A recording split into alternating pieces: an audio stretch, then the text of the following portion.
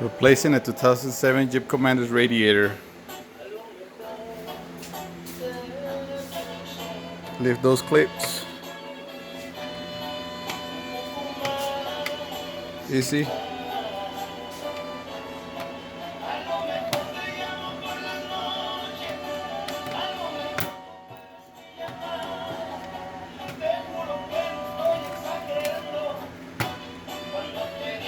Once all the clips are removed, you can lift the grill.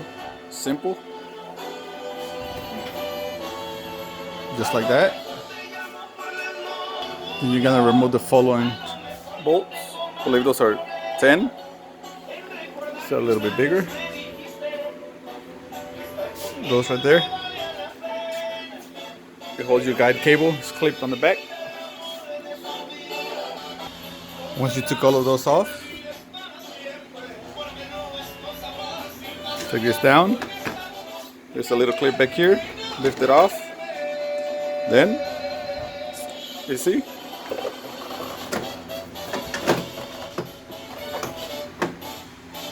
Forgot to take that off. It's easy to take off. Just pop it out. Don't break it. Simple. There's just the water. Pop it out. It'll stretch over it. You don't need to redo that rivet. And you lift it up and out. As you can tell, that's a brand new radiator. That's the old one. The new one came out defective actually. It has a pin leak on it, a pinhole leak. Came factory damage. From here you need to be safe. Disconnect the positive on the battery. Take that off, even though your car should be cool to the touch. No pressure on the lines. Then that way we can take off the fan. The fan has 2 bolts holding it in. One right here and one across from it.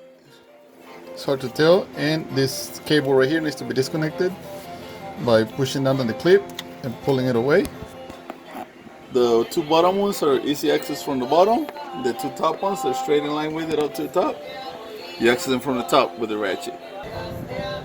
The fan, you're gonna push the clip in right here, and then you're gonna pull this out like that. The 2 top fan fasteners, you can remove it from there. You don't have to remove the hose yet. And the passenger side, it's holding the fan and this air compressor, the air compressor system. Looks like it's got a little bracket coming to it right here, and it catches it. You just support it, give it support, but you can take it off. Those brackets are also size 10. Now you're gonna lift this bracket right here from it. It's on the inside of the fan frame right there. You're gonna lift it a little bit and wiggle the fan out. It just wiggles out. Just be careful not to damage anything else. Once you lift it out, we'll go back to the hoses. So let's say I can get it out because the hose is on the way, which you can see I already cleared it, but just in case you can't get it out, we'll drain the hoses and then we'll lift this hose, get it out of the way. But we're gonna start with the bottom hose first, which is gonna be on the passenger side, and I'll show you that right now. So before you take off the hose, make sure you have a good catcher. I have a looks like a 4-gallon catcher. It's more than enough. If you don't have a clamp puller, let me focus it.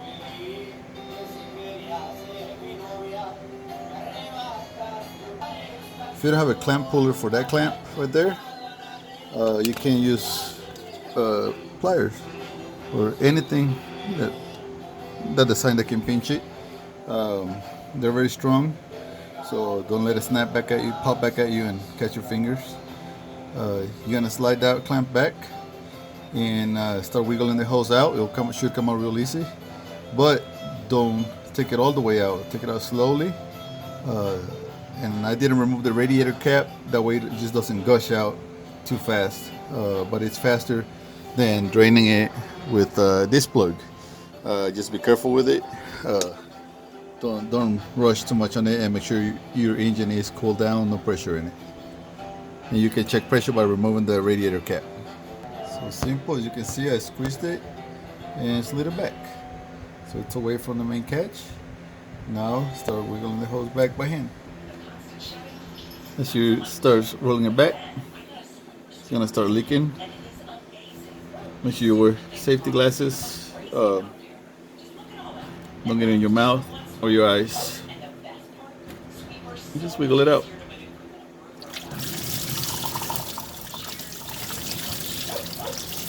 You control the flow. That way it lands on the catch.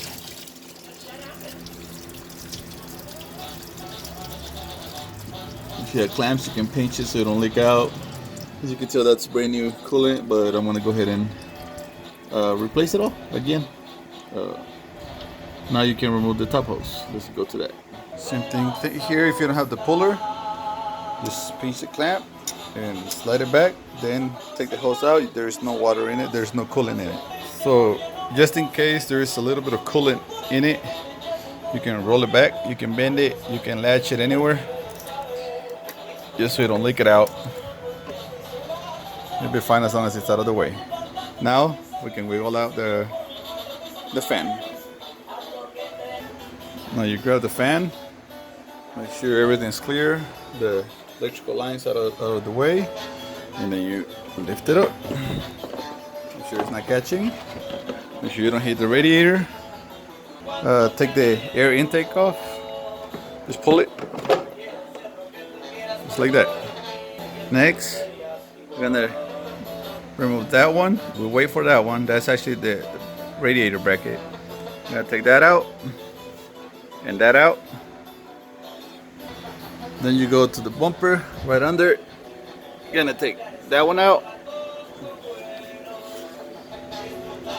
and that one out, and that will disconnect the other coolers from your radiator. You can take this one off. It has little clips that go in the little holes of the radiator. Take that off. As you can tell, the other two coolers are away from it, no contact. Now we remove this one.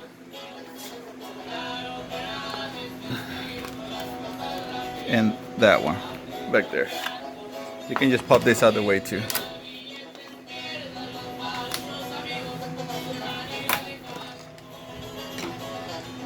That one. They're also size 10.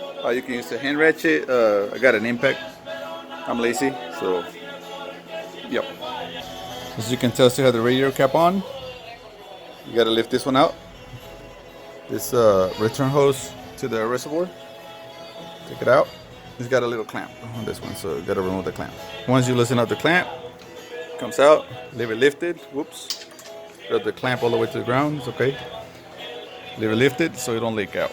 You'll be fine if you are above the reservoir level. Now, as you can tell, these bars are right here. They're for support of the brackets that we took off. Make sure nothing hits the radiator. The radiator is actually loose and it's landed. It's got some receivers right here on the bottom. That's all is holding it in. Nothing to unscrew from there and bolt from there. You just gotta carefully lift it and kind of catty corner it. That way it comes out clear from everything and clear from those cables and hoses from there. You have to separate these coolers from the bottom side. Also, you kind of lift them and get them out. They kind of land in the receivers of this on the bottom of the radiator.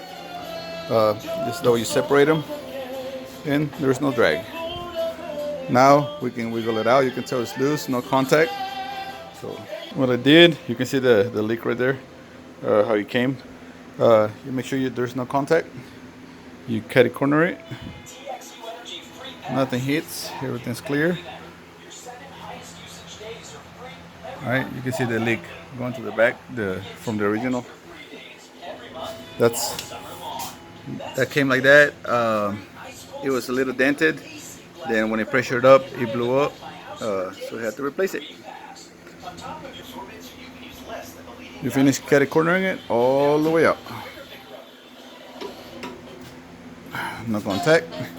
By the way, keep your catch on the bottom, that way as you catty cornering it, it drains into it, anything that it has in it. Next, you're gonna remove these little clips right here. You just lift that little tab up and slide them out. That one, that one. It's got one right there. It's got one right there. And on the front, got one right there. One there. One there. And one there. You're gonna need them for the new radiator. The new radiators come with these boots. You don't need to take these off. They come with those. You need your radiator cap. They don't come with one. And then I'm gonna go pick up the other one. They already got it in.